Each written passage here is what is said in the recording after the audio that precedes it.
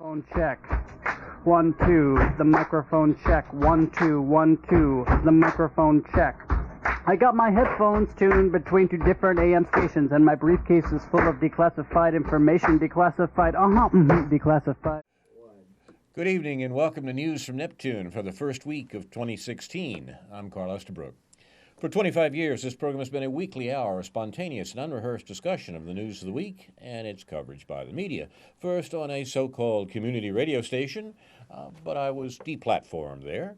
Deplatforming is a recent coinage in the university and media. It means depriving someone of a place to speak because of what they're saying.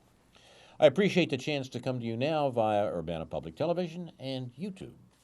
Our program's name, News from Neptune, comes from Noam Chomsky, who's been writing sensible things about U.S. politics for half a century. Chomsky says that the U.S. media either repeat the same conventional doctrines everybody is saying, or else you say something true, and it will sound like it's from Neptune. Tonight, David Green, Ron Zoke, and I will try to say some true things. On this day in 1867, Congress overrode President Andrew Johnson's veto of a bill granting all adult male citizens of the District of Columbia the right to vote, and the bill thus became law. It's the first election law passed in America granting African American men the right to vote. We're also homing in on the anniversary of the 9/11 attacks, the destruction of the Wall Street trade towers, the attack on the Pentagon, the 15th anniversary of that. 1 in 7 Americans and 1 in 4 among those aged 16 to 24 believed that there was a vast conspiracy in which the U.S. government was involved 15 years ago. But across those years, the charges that it was an inside job, a favored phrase of the self-styled truthers, has received no really serious support. Did the trade towers fall because they were badly built as a consequence of corruption, incompetence, regulatory evasions by the Port Authority, and because they were struck by huge planes loaded with jet fuel? No, shout the conspiracists. They pancaked because Dick Cheney's agents, scores of them, methodically planted demolition charges in the preceding days, inserting the explosives in the irrelevant floors of 3 vast buildings, moving day after day among the unsuspecting office workers, and then on 9/11, 2001, activating the detonators. It was a conspiracy of thousands, all of whom, party to mass murder, have held their tongues ever since. Perhaps what the Obama administration has done over against these fantasies about what the Bush administration did is remind all of us that Bush and Cheney were not that much different from the politicians and overlords of U.S. foreign policy who preceded them or who followed them in the Obama administration. There wasn't anything special in that sense about the Bush-Cheney operation. 9/11 conspiracism, perhaps at last somewhat on the wane, penetrated deep into the American left. It's also been widespread on the libertarian and populist right, but that's scarcely surprising, since the American populist right instinctively mistrusts government to a far greater degree than the left, and matches conspiracies to its demon of preference, whether the Internal Revenue Service, the Federal Emergency Management Agency, black helicopters, or the Jews, and now the Muslims. These days, a dwindling number of leftists learn their political economy from Marx. Into that theoretical and strategic void has crept a diffuse, peripatetic conspiracist view of the world that tends to locate ruling class devilry not in the crises of capital accumulation or the falling rate of profit or inter-imperial competition, but in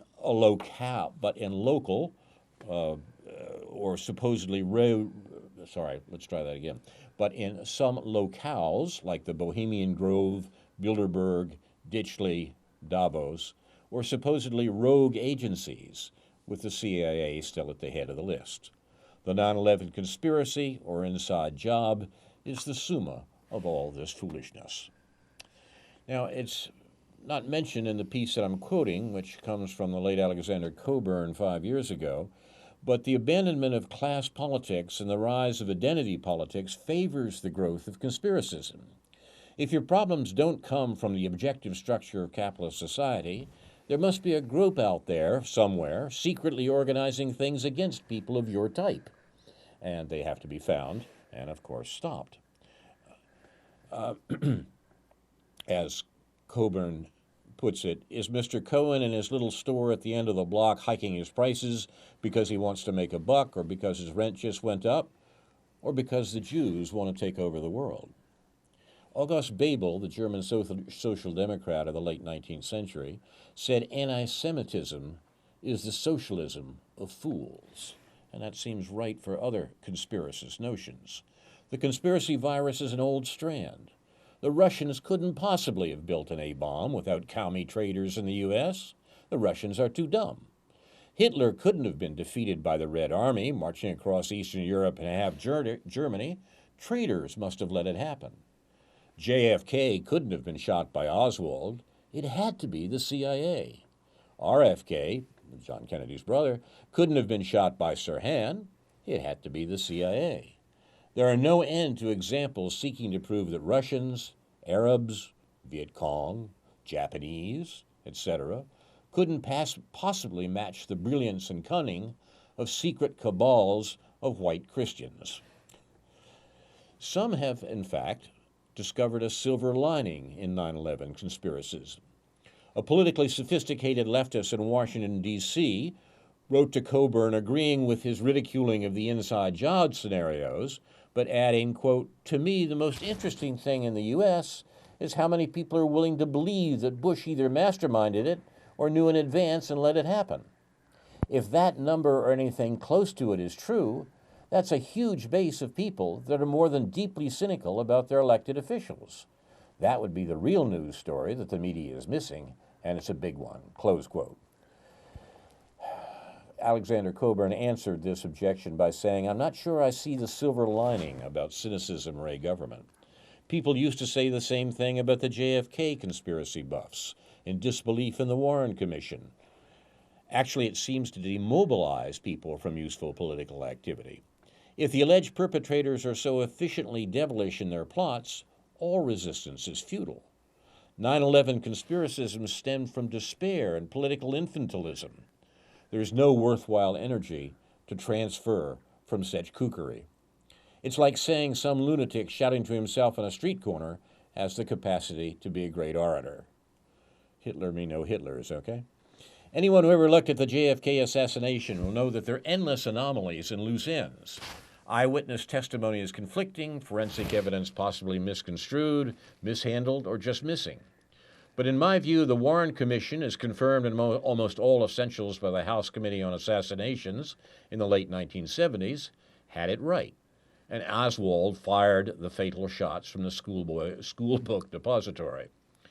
The evidentiary claim for his guilt is persuasive, and the cumulative scenarios of the conspiracists entirely unconvincing. But of course, as the years roll by, and even though no deathbed confession has ever buttressed those vast CIA-related scenarios, the conspiracists keep on toiling away, their obsessions as unflagging as ever. We've had a new burst of that recently with books by Jim Douglas, a man I knew slightly and quite admire, and David Talbot, who have revivified the whole JFK, John Kennedy assassination industry.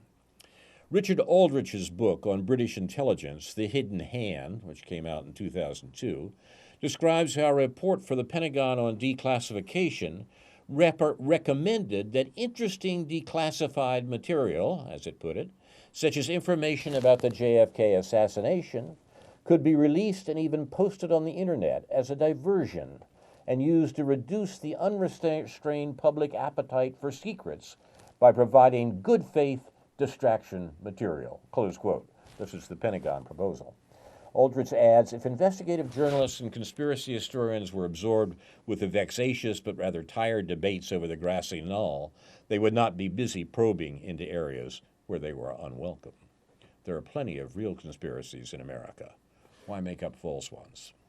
So you're listening to News from Neptune, a breathing together edition, the literal meaning of conspiracy. And the first guess will come from David Green. I think what I'm going to talk about is apropos. It will be apropos in some pretty obvious ways from the opening comments that you've made, Carl. I want to address in a critical fashion the PBS Frontline documentary Netanyahu at War, which aired on our local WILL station this past Monday evening and is available online. Overview, it's a terrible program in so many ways that there isn't time to really talk about all of it. And I don't have organized notes. I'm just going to speak a little bit off the cuff to give you an idea of how many ways this was a terrible program. Not the least of which is simply reducing the Israel-Palestine conflict and much of the conflict in the Middle East to a kind of personal drama between Benjamin Netanyahu and President Obama, as a way of avoiding what those structural and historical realities are.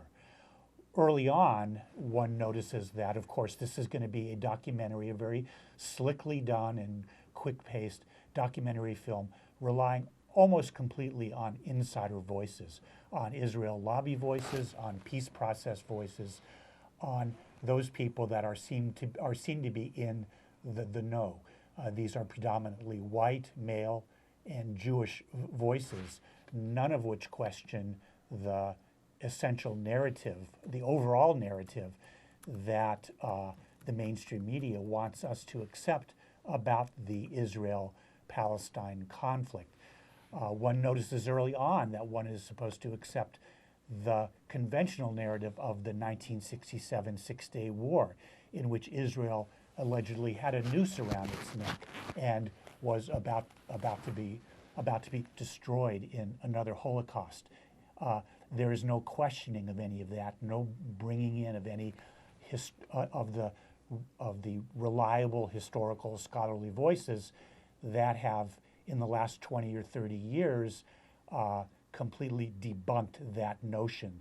This was, as I've said recently a couple of times last year in pieces I wrote in the News Gazette, this was an aggressive Israeli war of choice.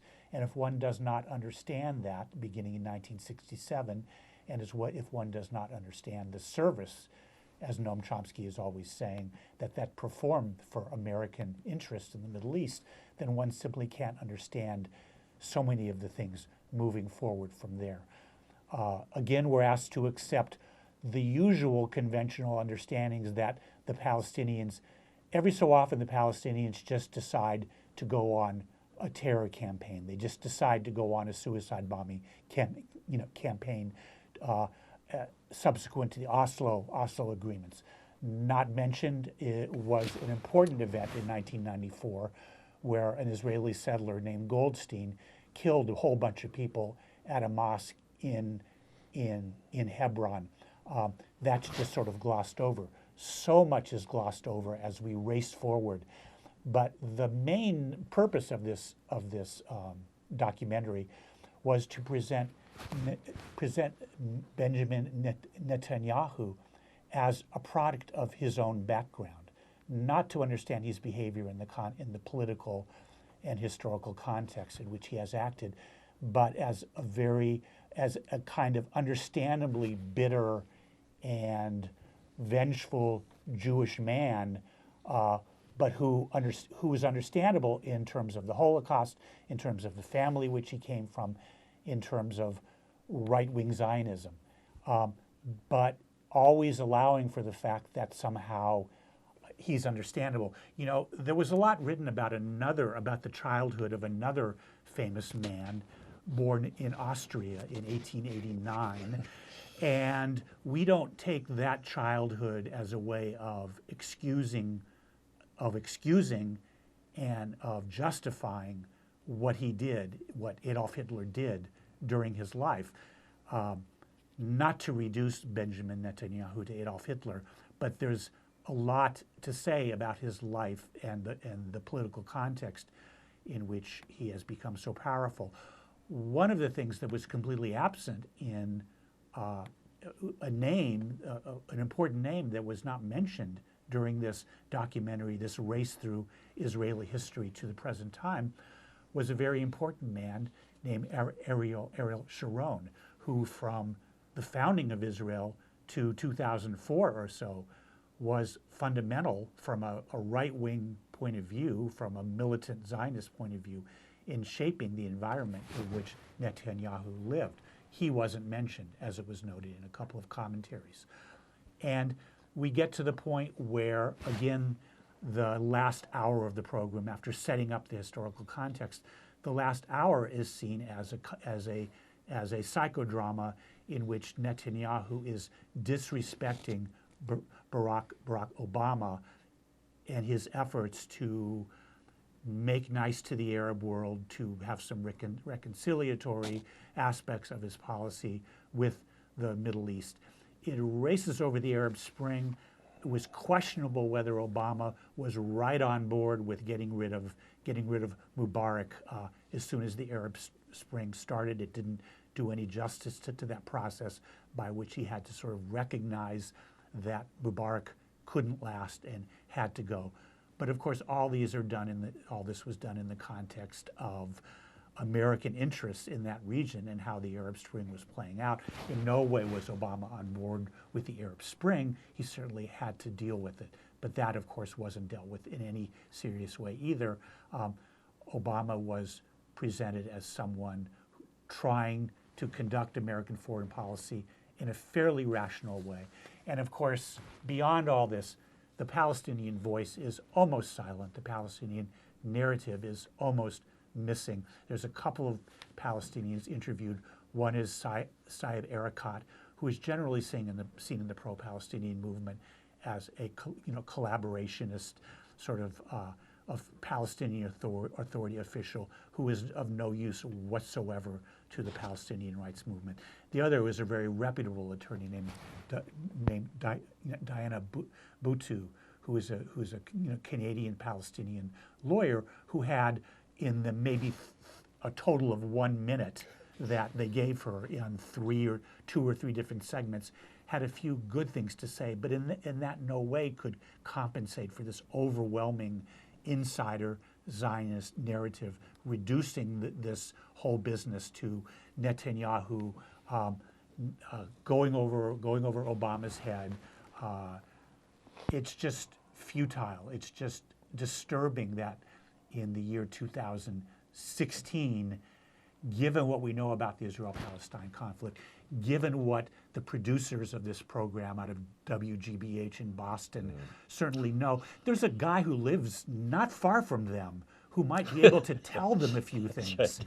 His name is his initials are ANC, Avram Noam Chomsky, who is usually pretty available for interviews. That's right. And somehow, I guess, must have just been out of the country or something. Just can't find him. So lots to talk about there, but you can look at, one thing I did during this program, even though I don't usually do this sort of thing, is that I had my laptop open and I was reading the tweets from a fellow named Josh Rubner, who works with a very good organization called End the Occupation down in St. Louis, and has written a very good book in the last couple of years, was through town here a while back, called Shattered Hopes, about Obama's peace process and the failure of his peace process. It just boggles the mind sometimes that we can't even begin to discuss honestly the nature of the history of the Israel-Palestine conflict, and that Obama is come to seen as a kind of victim, in a sense, of that process. And I'll stop there. Thank you, David. Because I could go on and on. This is very I important. could get out of hand here. As our annex president used to say, we could go on, but you know the facts. Well, we hope you do know the facts, because that's the issue. The sort of reporting like this by a good liberal organization like WGBH in Boston obfuscates the facts, and that's not an accident, and that's been going on for a while. Comments, Ron? Yes, I saw it. Minor point, I was surprised there was no mention of the attack on the USS Liberty. Yeah. But anyway, my overall impression was emphasizing as you got closer to the end of the documentary, just how stubborn, stiff-necked, arrogant Bibi is, and again, turning it into a personal matter, a personality conflict, let's say, between Netanyahu and Obama, which I think is a very superficial reading of the whole thing.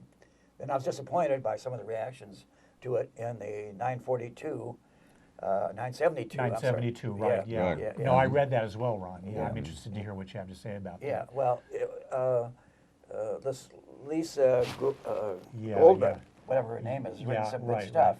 But her reaction, the main point was that there were too few women being. Yes, that was kind of silly, wasn't weird. it? Oh my. Yeah. There were only 3 women that they talked to, and about 20 men, and that was her big point, that the women were left out of this. Good heavens. Which I say, what? Yeah. Yeah, Bane of identity politics. It certainly tells you something about the inside. The fact that there weren't women tells you about Right. who are the insiders in the diplomatic process, the peace process. People like Dennis Ross, Aaron David Miller, Martin Indyk, all the usual suspects who show up repeatedly in this program. Michael Oren, a couple of Israeli journalists, Ari Shavit. They're all given the responsibility of determining the general narrative, which everyone by now well understands that the peace process has been a sham, that Oslo was a sham, and they are allowed to go on and on, basically blaming the Palestinians, the Camp David of 1999, again, the conventional narrative that Arafat walked away from this generous offer has been well debunked, and not a mention of anything that has been debunked. And let me say one more thing before I rein myself in again, is that there's going back to Oslo in '93. There's a series there where they elaborate on how Clinton had to plan to keep Arafat from kissing Rabin. They had this whole strategy, a very racist segment. Arafat, for whatever the background is there, whatever the culture is there, and it was very disrespectful, sort of very, very racist. And again, the 972 website you referred to, Ron, is, God, I don't read that much, but there are many good things on that website. It is, I think, a genuinely dissident or critical Jewish website.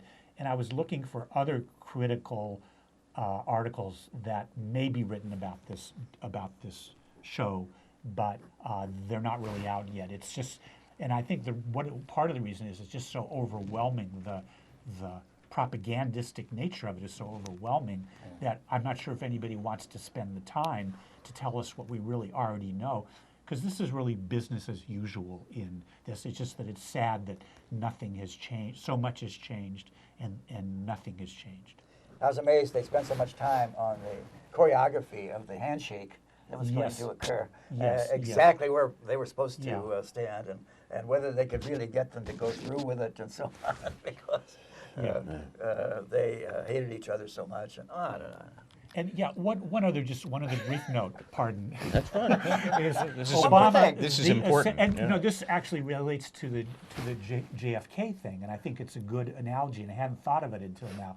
The assassination of Rabin in 1995, and the implications that Netanyahu incited that in some way, which weren't well explored in this program, but still sort of suggested that he might have contributed to this context, in a way are analogous to attributing the subsequent event to JFK's assassination. What would have happened if he hadn't have been? And I think it's important, and I never really, the question could be asked, what would have happened if Rabin hadn't been assassinated? I think the argument could be similarly made from a non-conspiracist point of view, that not much would have been any different. Yes, that's the thing.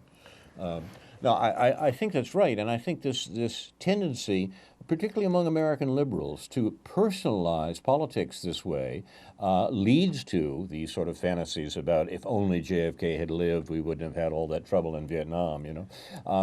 But it also suggests a peculiar diminution of politics that turns up elsewhere amongst liberal commentators when they come to talk about Obama's foreign policy as a sort of an expression of character rather than an expression of class and dominant social groups in America.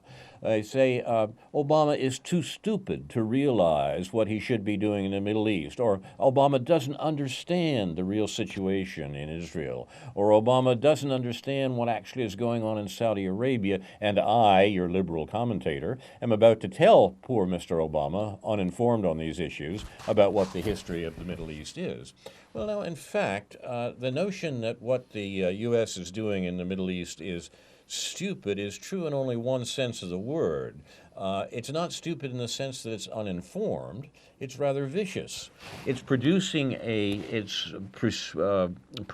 a policy that is very clear and very consistent and has been for a long time.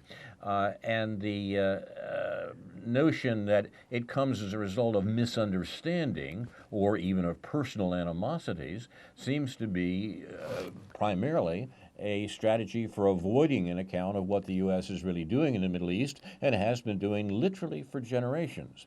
I think we've seen another example of that just in this last week and two in the reactions to the Saudi Iranian dispute growing out of the executions of a leading Shia cleric in Saudi Arabia and more than 40 others, all on notions of, on charges of treason or support for a foreign enemy, notably Iran. What actually is going on in the Middle East is a continuation of the policy that the U.S. has been following there all along. The U.S. principal clients in its decades-long policy of controlling Middle East energy flows are Saudi Arabia and Israel. When we talk about the Arab-Israeli conflict and so forth, we don't notice the fact that the real politics that the U.S. is following has always been based on an essential alliance between these two states. That came out very interestingly this week with an article in the Times of Israel entitled, "The Saudis Would Let Israeli Jets Use Their Airspace to Attack Iran." What we have here is a situation in which there is an effective alliance between Israel and Saudi Arabia as clients of the U.S., clients of the U.S. in the overall policy of controlling Middle East energy flows, which the U.S. has been concerned about literally since the Second World War. Why is that true? It was stated explicitly by Zbigniew Brzezinski, probably the leading foreign policy commentator on the liberal side in the U.S. He pointed out at the time of the invasion of Iraq that America's control over the Middle East, I'm quoting here, gives it indirect but politically critical leverage on the European and Asian economies that are also dependent on energy exports from the region, close quote. In other words, the U.S. demand of controlling Middle East energy depends upon the cornerstone of American foreign policy, the maintenance of worldwide economic control by the American 1%. Energy is the weapon, and energy is the noose that the U.S. has around the neck of the other countries in the world. And as we see this remarkable transformation of oil prices in the last 6 months, we begin to understand something about the real interests of the United States. It has far less to do about the personal relationships among the individuals involved, whether it's the head of the Saudi family or the head of the Israeli government or the head of the American government. It has far less to do with that and much more to do about the interests of the various groups, the fundamental economic and financial interests of these groups in the region as a whole.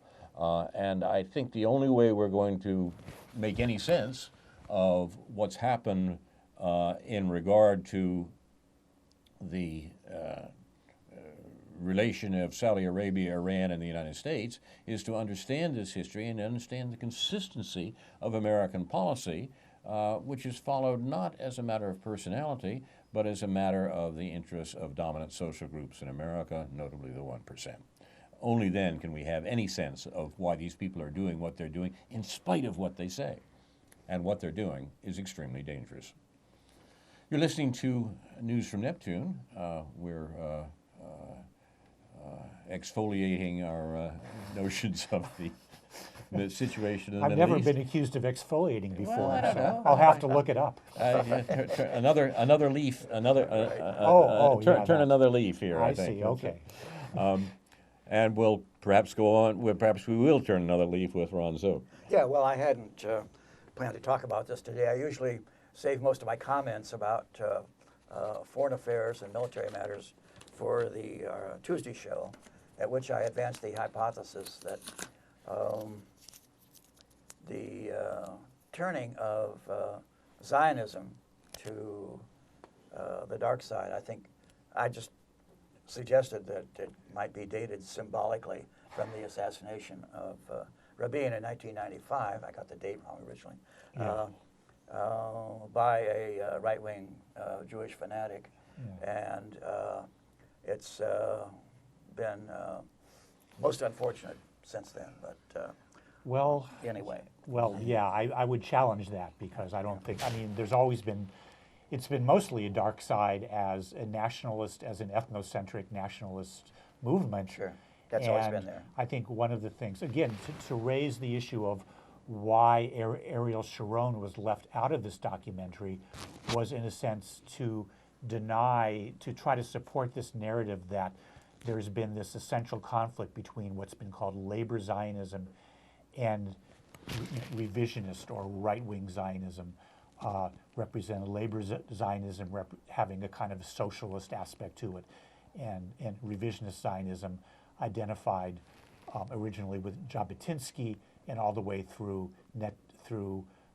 Sharon and Begin and Shamir, and then Sharon and Netanyahu, but that it's become apparently clear, and I think as analogously we could say in this country, when we look at the two-party system, it's not exactly the same two-party system there, it is a parliamentary system, but still that these two trends represent different aspects of a ruling class, and they are both devoted, they have both been devoted, in short, to confiscating as much land from the Palestinian people with as few Palestinians on it as they possibly can.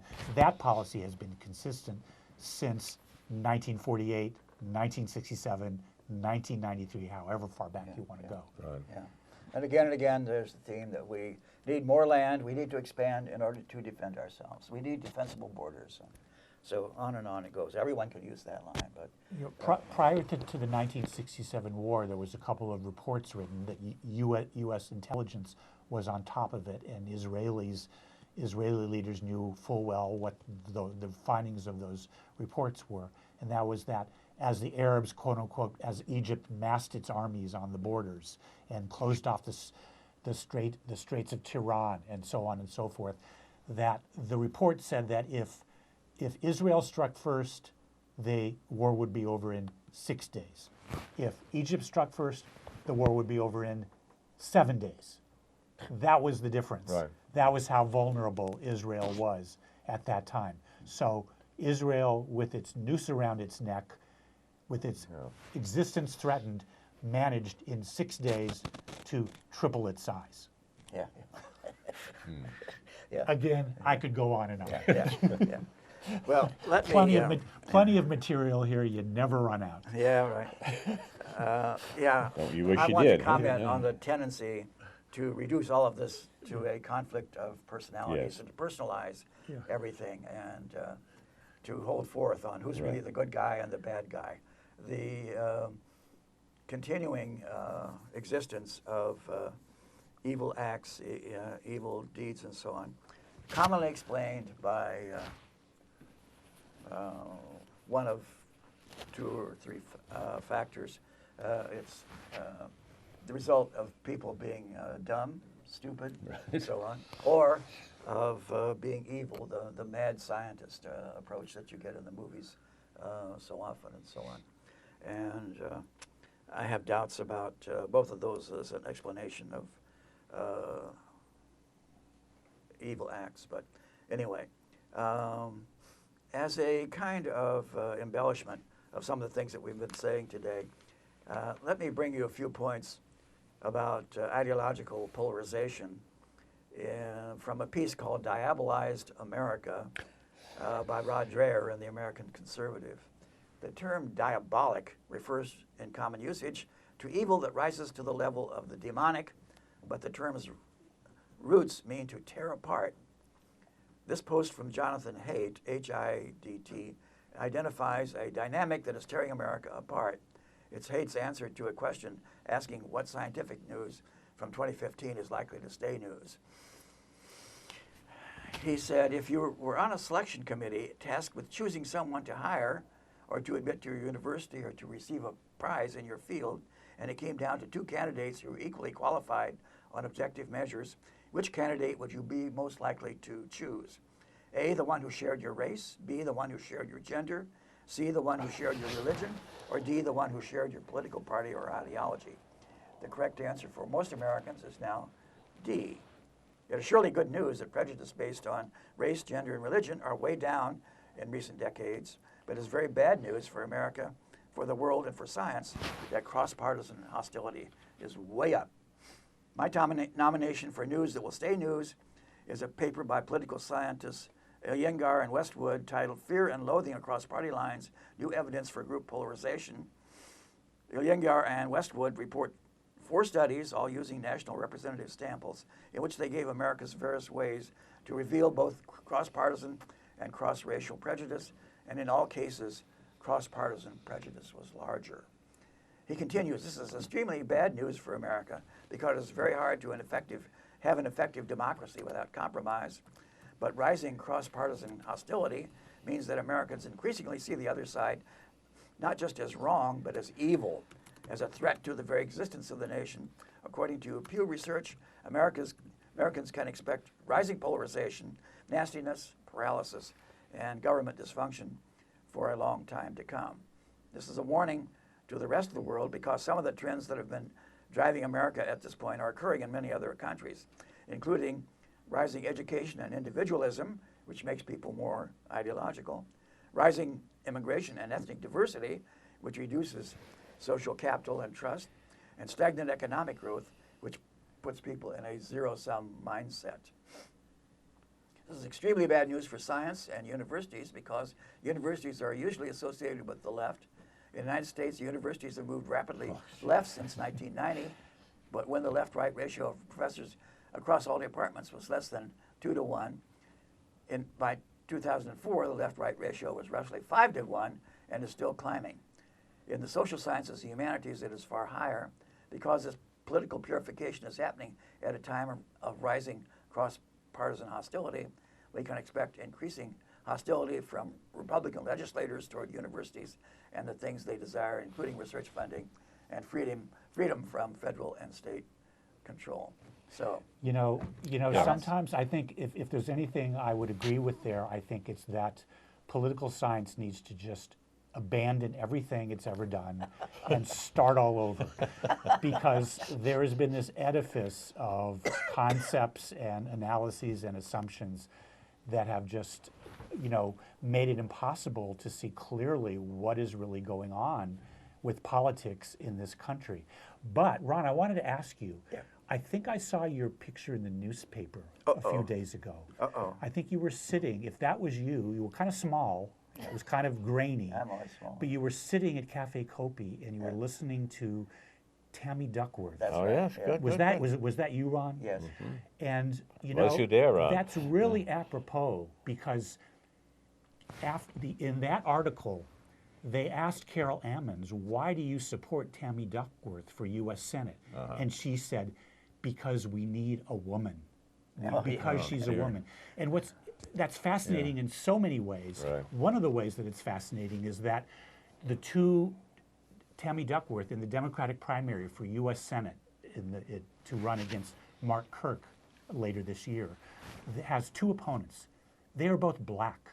They are both, one is a woman, a black and a woman, which you would think would be a twofer to die for, and who is the head of the Urban League in Chicago. And the other is a black state senator, former football player.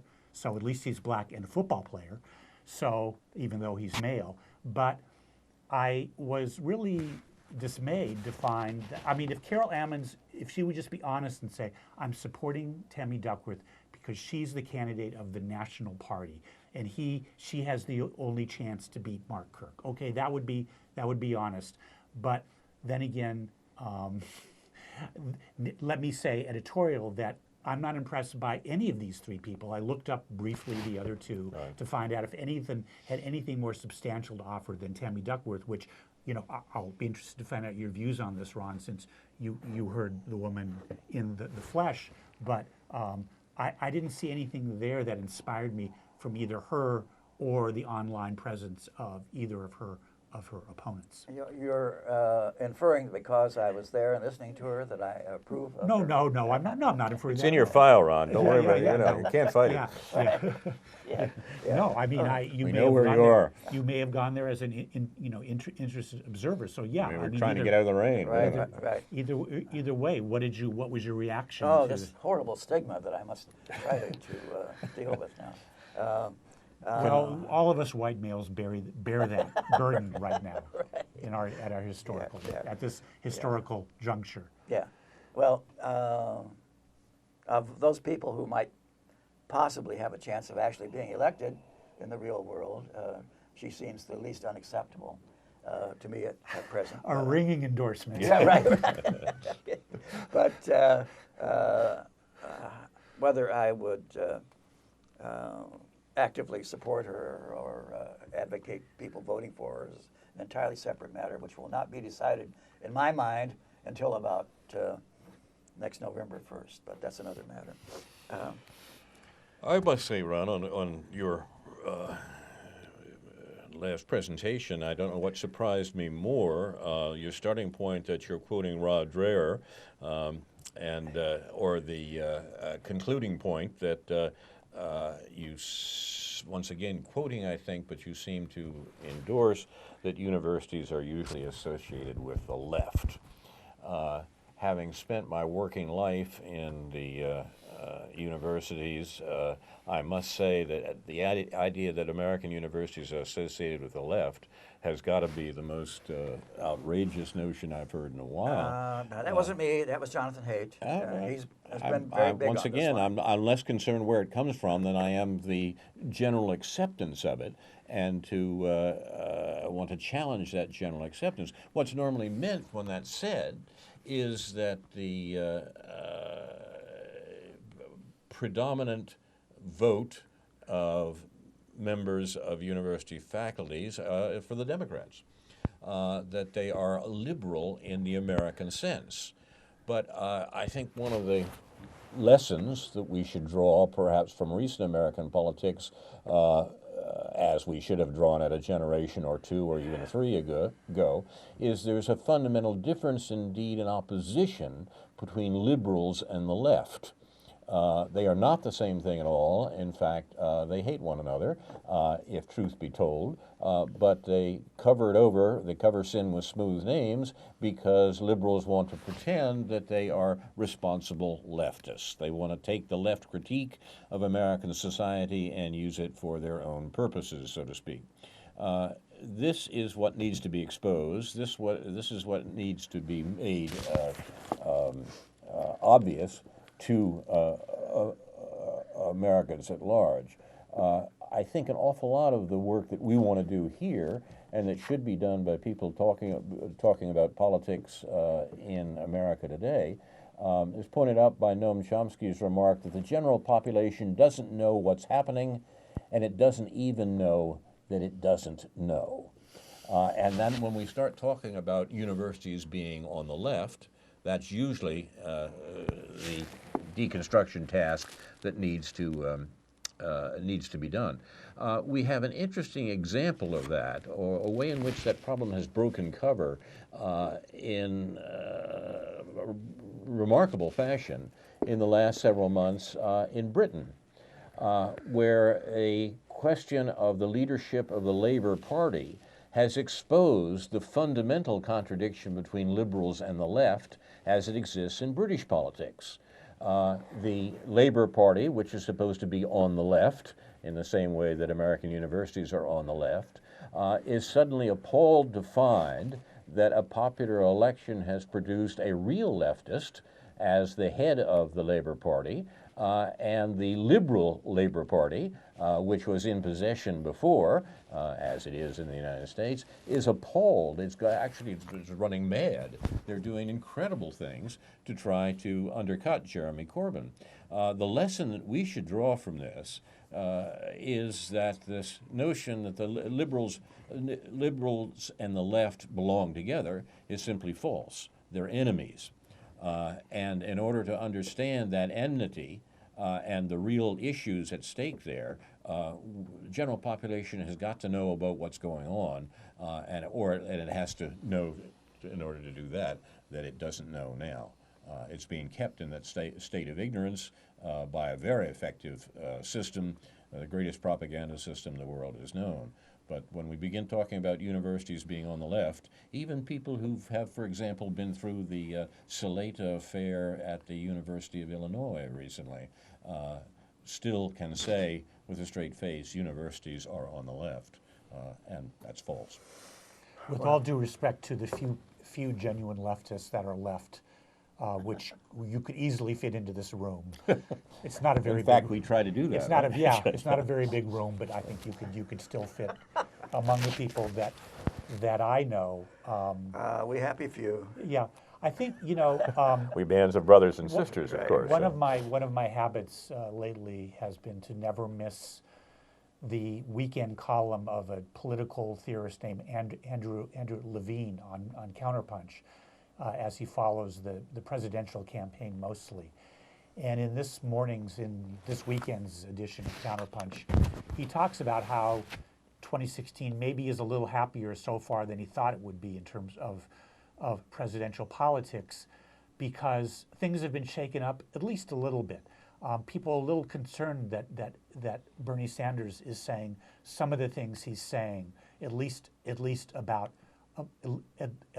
domestic politics, and people are even more concerned, obviously, from an establishment perspective, from a Republican establishment perspective, about some of the things Donald Trump has been saying, and about some of the popularity that he's gained from, or notoriety, however you want to put it, from what he's saying. That the people who are supposed to be running this system in this very, very, very efficient, center to sort of mid-right, from the center of what used to be the center of the Republican Party to the not so extreme right of the Republican Party. That's our political spectrum now, from Democrats, from Obama Democrats or Clinton Democrats, to Bush Republicans, or perhaps Rubio Republicans. That Sanders and Trump are proving to be. It isn't so much that they're not being manageable. It's clear that people are responding to them because they're disrespecting the limits of allowable debate, even in their relatively modest way. I think that's well put. I think Yeah, that's right. the more Trump insults people, the more popular he seems to be. But it's not that he's insulting people. He's that's doing you're that right, for right. sure. He's also But they saying deserve to be insulted. he's saying saying some true things that appeal to what are known as right-wing populists, who have their own economic issues So that he is somewhat appealing to. he's telling it like it is. He was upbraided. Well, he said we need a single-payer healthcare system. Right. And he said that the wars in Iraq, the wars that we fought for the last 15 years, I can't remember the precise words he used, but they've been a really bad idea. They've That's really right. messed things up over there. The results He's have been said- terrible. He's saying things that Jeb Bush obviously can't say because his brother is partly responsible for those things. And Sanders is causing his own problems for the Democratic management who want Hillary Clinton to not be challenged, and she is desperately trying to move to the left, if only in word only, and it's not working very well. I don't really have much doubt, and Levine doesn't have much doubt either, that Clinton will prevail in the primary and prevail against whoever she runs in November. But at least it's making, according to Andrew Levine, for some interestingly substantive things going on in presidential politics. And it's letting this critique of the American war policy, the vicious policy that the Bush-Obama administrations have followed, that's resulted in mass death around the world, it's allowed a critique of that actually to reemerge in American politics. That's the last thing that the Democratic Party wants. That's the last thing the Clinton campaign wants. But here it is turning up, to everyone's amazement, amongst these peculiar people on the Republican side of the list. This is important in part because the Obama administration has lied repeatedly from its inception about ending the wars in the Middle East, when in fact it's expanded them and continues to expand them. Obama has said within the year several times that he's ended 2 wars, and he's referring to Afghanistan and Iraq. And of course, the news from Afghanistan and Iraq shows how false that is, and the continuation of American combat in both countries, to say nothing of a half a dozen other countries throughout the Middle East, shows that the war policy of the Democratic administration, the current one and the one to come probably with Mrs. Clinton at the head, continues to follow what the U.S. has done in the region for more than 15 years. I'm particularly concerned about the possibilities for this faking left and driving right on the part of the executive, continuing in even an expanded fashion in the next administration. Foreign Affairs, the journal, the sort of the leading journal on foreign policy in the United States, is published by the Council of Foreign Relations, which has been for generations the center of American war planning around the world. It goes back from before the Second World War. But they've recently taken the position that the U.S. should send brigades of 5,000 elite combat forces to defeat ISIS in Syria and to shore up the war in Iraq. In other words, the war should be expanded with, in the American euphemism, American boots on the ground. What this presages for the next administration, and even the rest of the last year of this one, seems to me to be very dangerous indeed. The U.S. government, for a variety of reasons, including distractions from the wretched economy in the U.S., is planning more war. It's planning to expand the war, and of course it's planning to expand on the grounds of the threat posed by ISIS. The threat couldn't come at a better time, and indeed it's very useful in terms of what the U.S. is doing not only in the Middle East, but around the world. And until we begin to understand how that's developed, how that's happened, and what the U.S. policy actually is as opposed to what they say they're doing, ending wars, we're not going to get very far. But the situation, I think, is very dangerous, much more dangerous than perhaps most of us realize. Did you see the story about our Secretary of State urging China to be tougher with North Korea? Yeah, yeah. It's like Bibi urging USA to attack Iran or something.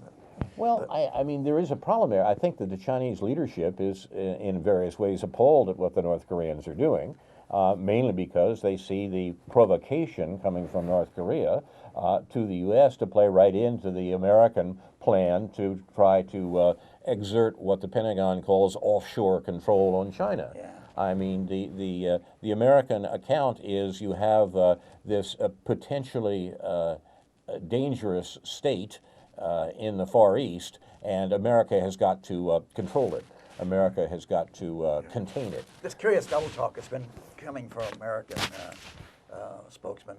First of all, it was a horrible crime against humanity, and the United Nations and all the rules for North Korea to explode this supposed hydrogen bomb.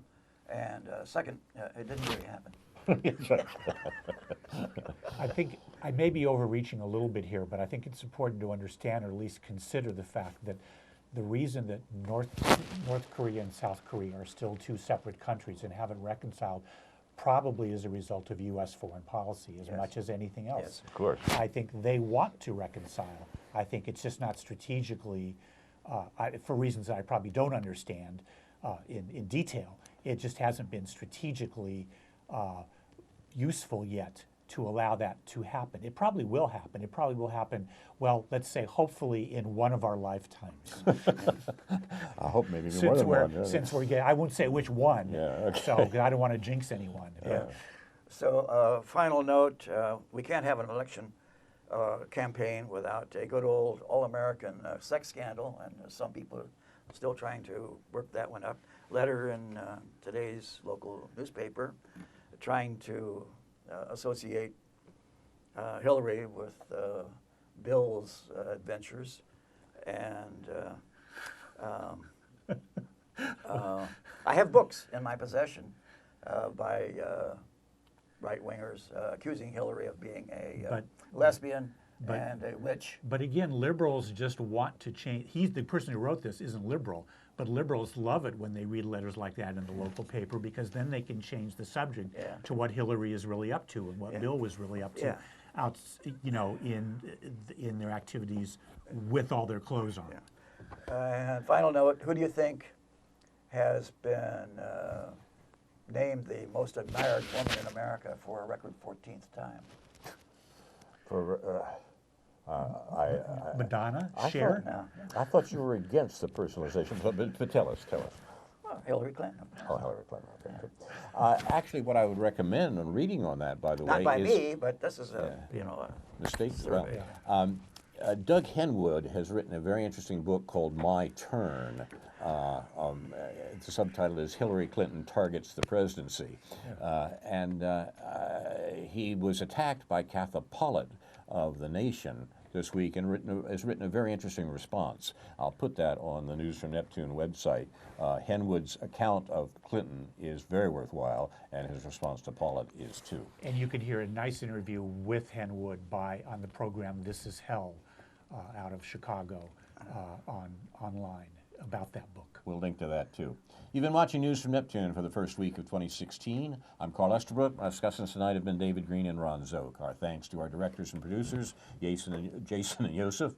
The upcoming programs here on UPTV include Labor's Worldview, Sunday at 4 p.m. with Neptuner David Johnson, and more news from outside the bubble, as Harry Shearer says, that you can't hear elsewhere in CU. See our Facebook page for News from Neptune, and the blog newsfromneptune.com is up and running. Inshallah, we'll be back next week with a new edition of News from Neptune to remind you, in the words of Edward de Vere, what's past is prologue, what to come in yours and my discharge. In the meantime, confusion your enemies, and a good night to you.